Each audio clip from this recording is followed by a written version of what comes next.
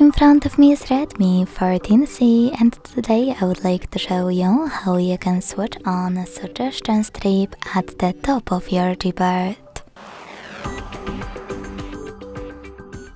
Begin by launching settings and scrolling all the way down to access additional settings.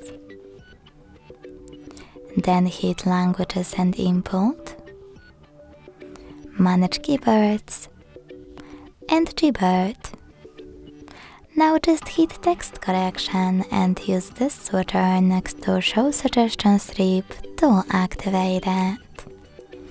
Thanks so much for watching. If you enjoyed this video, leave a like, comment and subscribe. Bye!